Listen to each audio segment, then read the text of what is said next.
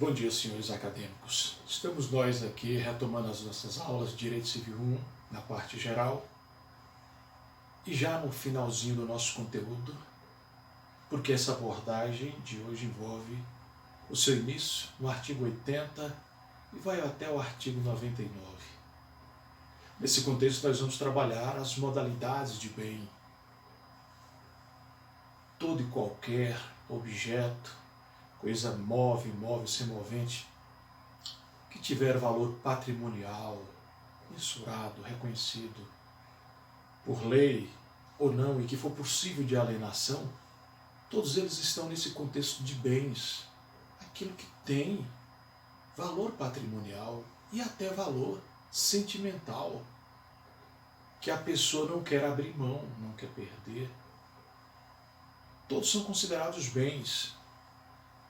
Alguns deles estão até fora do comércio, mas outros, e a maioria, são com valor patrimonial e com possibilidade de alienação. Esses são os bens que envolvem o interesse nessa discussão entre os artigos 80 a 99 do nosso Código Civil. Nós vamos tratar aqui, portanto, inicialmente, os bens quanto ao valor da titulação, que seriam os bens públicos, e os privados. E a definição que se chega a bens privados são de todos aqueles que não são públicos, que não pertencem às pessoas jurídicas de direito público interno, autarquias, municípios, estados, Distrito Federal, territórios e União. Todo o patrimônio dessas pessoas jurídicas de direito público interno são considerados bens públicos, portanto inalienáveis. Pelo menos inicialmente nós devemos ter essa ideia de que eles são inalienáveis, impenhoráveis. Mas eles podem, por exceção, serem vendidos, penhorados. Alguns órgãos, repartição, União, está fazendo pregões públicos o dia inteiro, vendendo os bens que consideram inservíveis, mas precisa vender isso de forma transparente, dando oportunidades a todos por meio de um leilão, ou de uma praça, se for o caso, e mais antes que isso ainda, submeter a um processo de desafetação.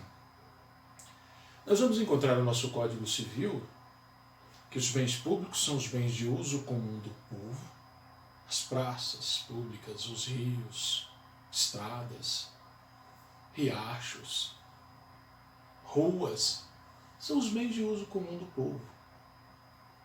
Mas até mesmo esses bens de uso comum do povo, em algumas circunstâncias,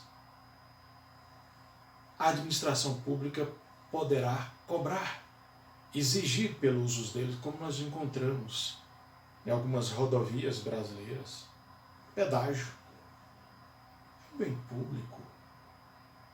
Mas nós sabemos que existem esses pedágios, o poder público, a administração pública, sob argumento de não conseguir mais fazer a sua manutenção, em que pese está cobrando o que nós pagamos tão caro de PVA pelos nossos veículos, e para muitos autores, nessa circunstância, haveria uma bitributação, PVA de um lado, pedágio de outro, e todos voltados a esse contexto aí de utilizar uma BR, uma rodovia estadual. E é nessa direção que nós vamos seguindo. Então os bens de uso comum do povo são esses. Mas ao lado de bens de uso comum do povo, que está dentro desse universo dos bens públicos, nós temos os bens dominiais ou dominicais, que são considerados os direitos reais e ações utilizadas pela administração, e até direitos pessoais, que constituem o seu patrimônio. Esses bens dominiais ou dominicais, a legislação traz a previsão de que eles poderão ser alienados.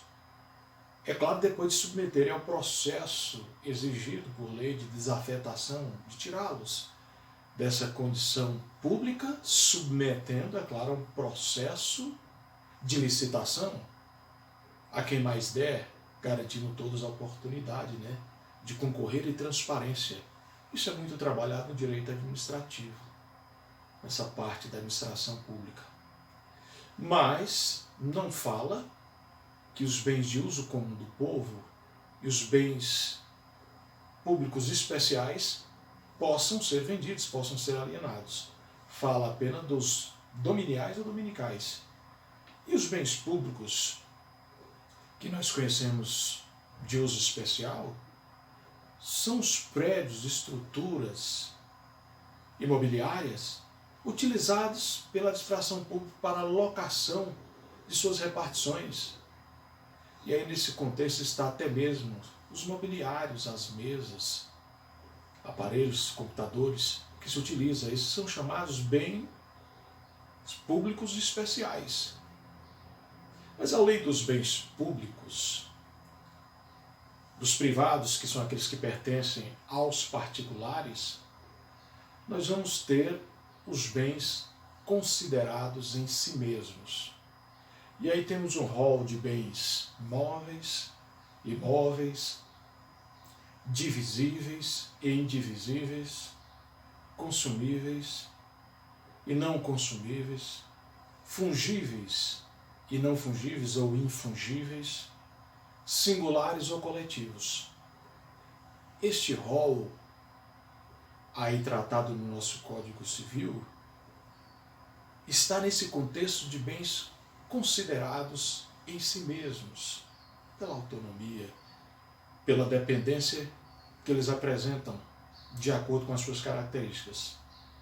Nós vamos entender que bens móveis são todos aqueles que podem ser transportados de um lado para o outro sem perder as suas características essenciais. Ao passo que o bem imóvel é esse, que não pode ser tirado daqui para ali, para acolá, que ele vai, é claro, naturalmente, se for possível, perder as suas características. Mas, na realidade, os bens imóveis não podem ser transportados de um lado para o outro. A casa, a fazenda, o apartamento, o lote. Mas há uma ficção de imóvel que nós temos que analisar, e por isso fizemos essas considerações, que são essas estruturas residenciais que, transportadas de um lado para o outro, elas nos perdem as suas características essenciais. As casas pré-moldadas é uma exceção. E nós temos alguns bens imóveis por ficção jurídica, como, por exemplo, a sucessão aberta. A sucessão aberta, os direitos autorais, os bens separados provisoriamente de um imóvel para serem agregados a ele novamente. Há uma casa que está fazendo a reforma do teto. Estão tirando ali caibros, ribas, telhas, mas vão levá-los de volta àquele imóvel de novo. Então esses bens separados provisoriamente que irão agregar a esse imóvel não perdem essa característica de imóvel. Diferentemente de um prédio ou casa que foi totalmente demolida e que os pedregulhos da demolição, as pedras, pedaços de tijolos, não poderão ser reempregadas nesse imóvel. Mas nós ainda temos como ficção de imóvel, além da sucessão aberta, os direitos do autor, os direitos reais imobiliários de imóveis e as ações para proteção desses direitos reais, que são as ações petitórias, voltadas à defesa da propriedade, à reivindicatória, emissão na posse, embargos de terceiro, enunciação de obra nova. Todas essas ações utilizadas para a defesa do direito real de propriedade, por uma ficção, também são tratadas na legislação como bens imóveis. E os móveis, por ficção, nós temos esses direitos reais de coisas móveis. e as ações utilizadas para suas defesas também, e as energias produzidas pelas águas, cachoeiras, cascatas, são considerados por uma ficção jurídica como bens móveis. Mas ao lado dos bens móveis e imóveis com as suas ficções, alguns autores sempre lembram que a semente lançada ao solo, a árvore que nasce daí, é agregada a ele, gerando essa ficção de imóvel. Tudo que ao solo é lançado, a ele se une. E o que nasce no solo presume ser também esse imóvel. São ficções trabalhadas por alguns autores, não especificamente pela legislação como nós estamos aqui fazendo a nossa abordagem. Mas nós temos os bens fungíveis e não fungíveis nesse universo, ou nesse contexto de bens considerados em si mesmos. Os bens fungíveis são aqueles que podem ser substituídos por outro, de mesma quantidade, qualidade, espécie. Eu posso substituir um relógio não personalizado, um bem imóvel, uma cadeira, uma mesa, por outra, de mesma quantidade, qualidade e espécie. Já os bens não fungíveis ou infungíveis são aqueles que trazem uma personificação, uma personalidade, e por isso eles não podem ser substituídos por outro de mesma quantidade, qualidade ou espécie. O show realizado por um cantor nacional, por uma banda, não pode ser substituído pelo cover.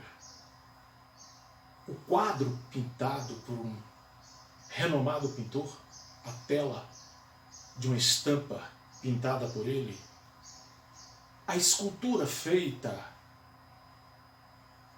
pelo artista, a exemplo de Aleijadinho e suas esculturas lá em Minas Gerais, são obras infungíveis, que não podem ser substituídas por outra, de mesma espécie, qualidade.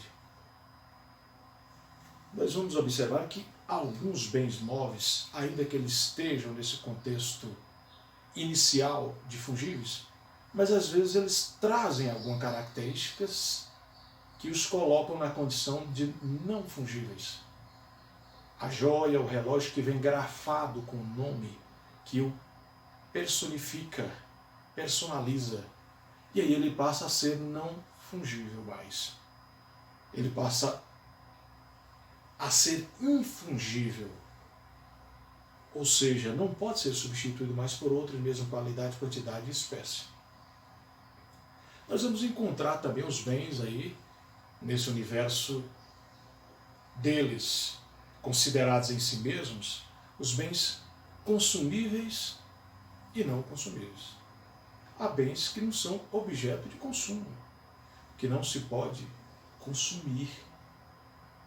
Nutrir-se ou alimentar com eles, ou levá-los para alguma serventia, porque há proibições legais nesse particular.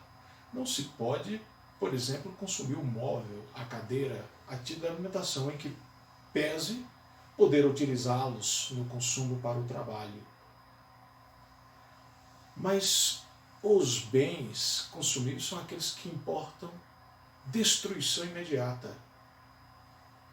Mastigou a fruta, a maçã, a pera, houve a destruição imediata que não pode mais ser restabelecida essa condição.